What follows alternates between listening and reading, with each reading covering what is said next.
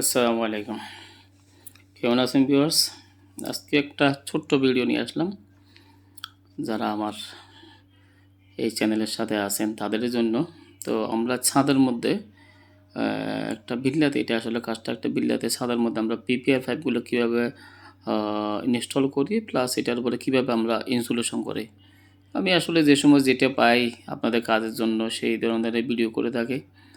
তো কারণ আমার ভিডিওগুলি আপনারা জানেন যে সাইডের মধ্যে কীভাবে কাজ হয়, এস বিল্ড অর্থাৎ সাইডের মধ্যে কাজ করতে গিয়ে যে ধরনের আমরা পছন্দ হয়ে যায় আপনাদের জন্য ভিডিও করি। তো দেখুন ভিউয়ার্স, আমরা প্রথম ছাদের মধ্যে আমাদের কোথায় কোথায় পানির লাইনগুলি আছে আমরা সেটাকে ডাইরেকশন করে আমরা 5 ফিটের নিচে 80 সেন্টি বা 1 মিটার দূরে দূরে আমরা তাবক অর্থাৎ ব্লক রেখে, ইট রেখে সেটার উপর আমরা পিপিআর পাইপগুলিকে রান করি।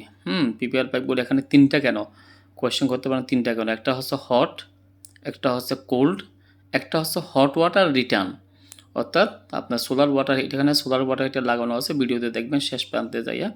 তো এখানে একটা কোল্ড ওয়াটার, যেটা পুরো ছাদের মধ্যে জাস্ট গেল।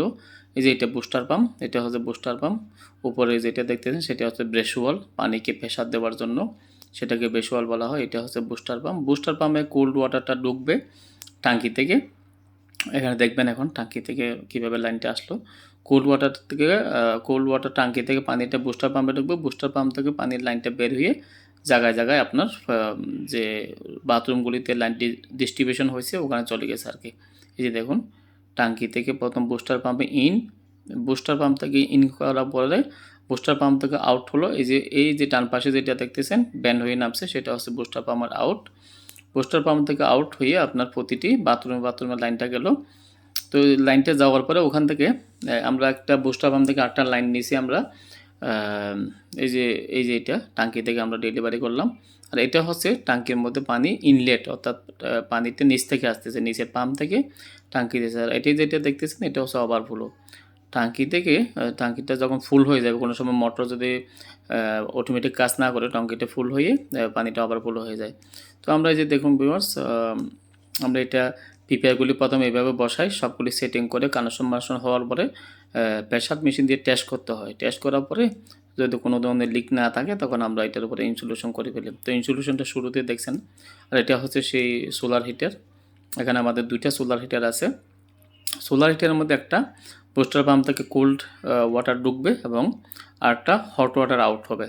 তো একটা কোল্ড ওয়াটার, একটা হট ওয়াটার, আরেকটা হচ্ছে এখানে 4টা কেন দেখতেছেন, একটা হচ্ছে ওই নিচ থেকে যে পানি টাঙ্কিকে ফিল করার জন্য একটা নিচ থেকে আসছিল। আর প্রতিটি জায়গায় 3টে থাকবে। একটা হচ্ছে হট ওয়াটার, একটা হচ্ছে কোল্ড ওয়াটার, আরেকটা হচ্ছে এটা হচ্ছে একটা নল ছাদের মধ্যে রাখা হয়েছে যেন এসি মেশিন সার্ভিস করা যায়, সেজন্য একটা নল রাখছে।